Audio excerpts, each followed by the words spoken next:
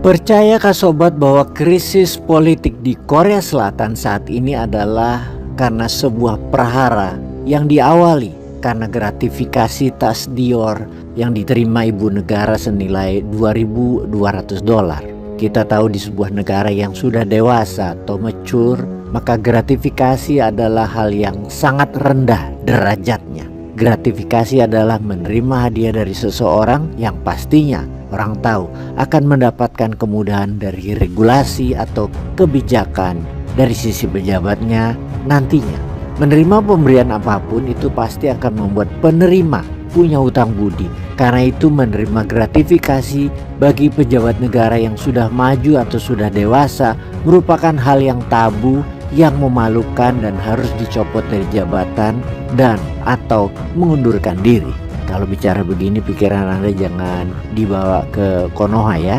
Kembali ke ibu negara yang menerima gratifikasi tas merek Dior yang membawa serangan beruntun netizen dan masyarakat Korea Selatan. Bahkan lebih kencang dari kemarahan orang terhadap makian dari seorang Gus kepada penjual teh di sebuah pengajian. Karena rakyat Korsel sampai turun ke jalan meminta Presiden Yoon Suk Yeol mengundurkan diri. Hal ini terjadi 10 bulan yang lalu hingga terus mengkristal sampai keadaan saat ini. Negara Korsel dalam keadaan darurat militer. Coba bayangkan kalau ada roti 14 ribuan dan private jet gratifikasi bisa menggulung seperti di Korea Selatan. Beda jalan cerita bernegaranya pada sebuah negara di selatan Korea tersebut kira-kira saat ini. Tapi apakah hanya gara-gara tas Dior jadinya darurat militer diterapkan di Korea Selatan? Sampai-sampai parlemen dikepung dengan dekret Presiden Yoon Suk Yeol. Kita rincikan kepada kejadian politik di Korea Selatan. Keluarnya dekret Presiden Korea Selatan yang dilanjutkan dengan dalam 6 jam setelah diumumkan dari 300 anggota parlemen, 190 anggota parlemen dalam Majelis Nasional memutuskan untuk menganulir keputusan dekret presiden tersebut. Lalu sejumlah penyidikan dilakukan kepada Yoon Suk Yeol yang membuat dia terancam akan dimakzulkan dalam sebuah sesi pemungutan suara di Majelis Nasional yang akan diselenggarakan Sabtu ini. Dan drama pun berlanjut. Yoon menceritakan awalnya upaya oposisi politik untuk melemahkan pemerintahannya. Ia kemudian mengumumkan darurat militer untuk menghancurkan kekuatan anti negara yang telah menimbulkan kekacauan. Dekretnya tersebut kemudian menempatkan militer sebagai penanggung jawab kelolaan negara Korea Selatan. Sebelum menjatuhkan dekret darurat militer, Yoon berada dalam posisi terpojok tak kala oposisi memenangkan parlemen pada April lalu.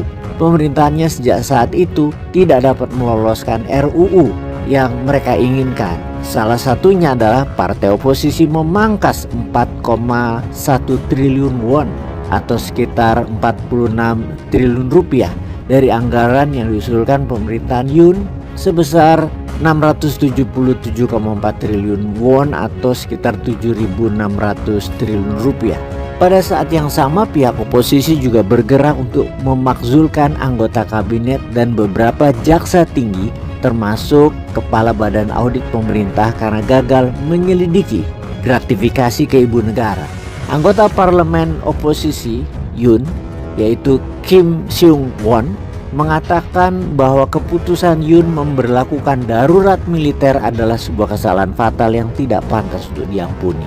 Pemungutan suara pemakzulan sendiri akan dilakukan Sabtu ini, hari ini, jam 19.00 waktu setempat. Jika mosi tersebut diloloskan, Yoon akan diskor sambil menunggu putusan dari hakim Mahkamah Konstitusi. Jika para hakim menyetujui, Yoon akan dimakzulkan dan pemilihan baru harus diadakan dalam waktu 60 hari ke depan.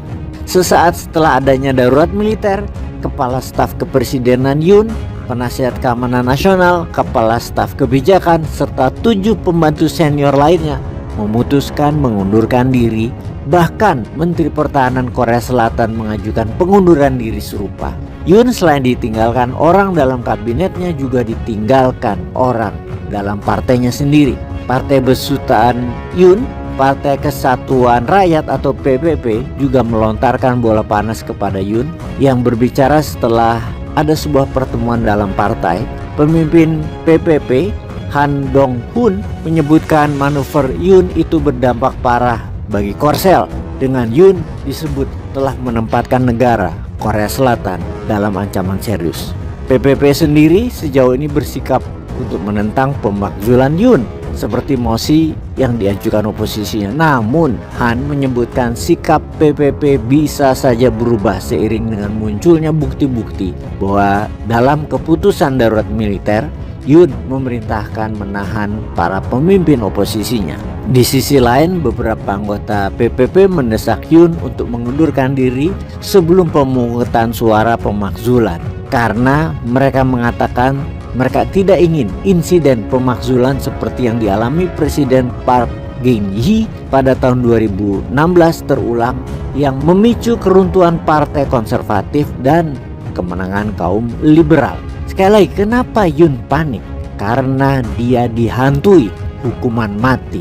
Kepolisian Korsel memutuskan untuk memeriksa Yoon, di mana kepolisian Korsel menyebut Yoon akan menghadapi tuduhan dugaan pemberontakan pasca manuvernya itu. Di dalam hukum, pelanggaran semacam itu dapat berakhir pada hukuman mati. Terakhir adalah catatan panjang selama awal berdirinya negara Korea Selatan yang sangat keras terhadap korupsi, yang mana ini adalah data pejabat tertinggi negara di Korea Selatan yang dihukum penjara dan dihukum mati setelah tidak menjabat atau ketahuan membuat masalah korupsi ketika menjabat. Jadi bisa dibayangkan kalau ada di negara selain Korea Selatan, misalnya negara di selatannya Korea Selatan, ada negara yang menerima gratifikasi tidak dianggap biasa, namun rakyatnya mulai bergerak sehingga akan mengorek dosa masa lalu yang membuat negara ini kenapa menjadi penuh dengan uang judi online yang menguntungkan pejabat yang bisa saja rekeningnya ketahuan dan membuat posisinya ada sebagai pesakitan dan bisa dihukum mati juga. Mungkin nggak? Tapi rasanya nggak mungkin ya. Ada yang berani menyentuhnya. Peace.